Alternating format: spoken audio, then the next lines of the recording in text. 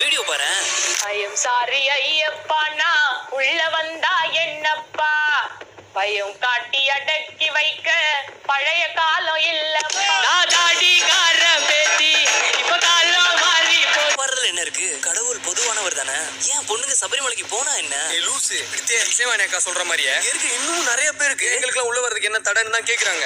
நியாயமான கேள்வி தானே கேக்குறாங்க, உரிமை தானே கேக்குறாங்க. பொண்ணுங்களை சபரிமலைக்கு போக கூடாதா? பெண்கள் ஐயப்ப சுவாமியை பார்க்க கூடாதுங்களா இல்ல. ஆனா அதுக்குன்னு கேரளாலேயே அச்சங்கோவில், ஆரியங்காவு, குளத்துப்புழை எல்லாருக்கும் ஐயப்ப சுவாமிய பெண்களும் மனசார போய் தரிசிக்கலாம். ஐயப்பர் கோவில் இங்க எத்தனையோ கோவில் இருக்கு. உண்மையான பக்தின்னா எங்க இருக்கிற கோயிலுக்கு போமா. ஆனா சபரிமலையில மட்டும் ஏன் பண்ணக்கூடாது அப்படின்னா அங்க ஐயப்ப சுவாமி நித்திய பிரம்மச்சாரி வடிவத்துல உட்கார்ந்து இருக்காரு. கலாச்சார பண்பாட்டை பாதுகாக்கணுமா? ஒரு நாள் மாலை அணிஞ்சு 48 நாள் ஒரு மண்டலம் விரதம் இருக்கிறது இவ்வளவு சுலபம் இல்ல. இது ஆன்மீக ரீதியா மட்டும் இல்ல, அறிவியல் ரீதியாவும் ஒரு ஆண் ஒரு வாரம் மாஸ்டர்பேட் பண்ணாம இருந்தா அவனோட டெஸ்டோஸ்டெரான் லெவல் 150% அதிகரிக்கும். ஒரு ஆண் ஒரே ஒரு வாரம் கான்ஸ்டிடியூஷன் பண்ணலன்னா அவங்களுடைய டெஸ்டோஸ்டெரான் லெவல் எவ்வளவு இன்க்ரீஸ் ஆகுது? 147.4% இன்க்ரீஸ் ஆகுதுங்கிறது. ஆனா ஸ்ட்ரெஸ் இல்லாத மைண்ட் செட்டையும் பாசிட்டிவ் எனர்ஜியோடையும் ப்ரொடக்டிவான மனநிலையும் தன்னோட பிசிக்கல் ஹெல்த்தையும் இம்ப்ரூவ் பண்ணும். இதுக்காக நம்ம முன்னோர்கள் ஆரம்பிச்ச இந்த விரத முறையை கடும் குளிர்காலத்துல இருந்து கோயிலுக்கு வர பக்தர்களுக்கு முன்னாடி பெண்கள் வந்து நின்று அவங்க மனசை சஞ்சலப்படுத்திட கூடாதுன்னா இன்னைக்கு பெண்கள் வரக்கூடாதுன்னு தடை பண்ணி வச்சிருக்காங்க. அவருடைய மனதை நீங்க சஞ்சலப்படுத்துவீங்கன்னா கண்டிப்பா சஞ்சலப்படுத்துவீங்க.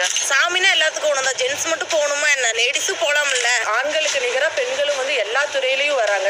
ஆண்களை விட பெண்கள் மிக்க வலிமையானவர்களா தான் இருக்காங்க. எனக்கும் தைரியம் இருக்கு, எங்களாலையும் அங்க நடந்து போய் வர முடியும். என்ன சபரிமலைக்கு பொண்ணுங்க வந்தா அவங்கள அக்கா தங்கச்சிகளை பார்க்கலாமே.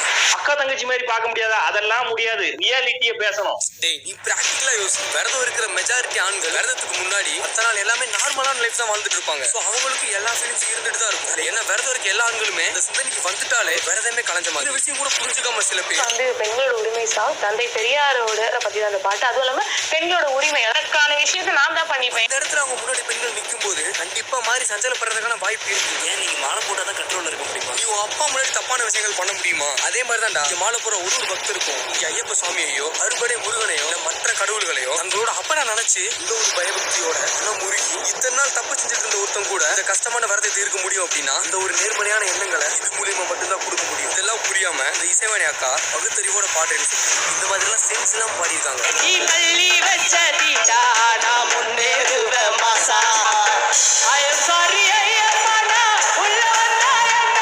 இறைவனை பொறுத்த வரைக்கும் இறைவன் ஒளி விடிவானவன். அவங்க நம்பிக்கைக்கு ஏற்ப எந்த மதத்தையுமே கும்பிடுறது தப்பே இல்ல. இங்க இந்த மதம் தான் பெருசு, இந்த மதம் தான் சிறுசுன்னு உயர்த்தி தாழ்த்தி பேசுறதா இங்க தப்பே. நம்மளை பொறுத்த வரைக்கும் எல்லா மதத்திலையுமே தூணிலும் துரும்பிலும் இருக்கும் இறைவன் பொதுவானவனே.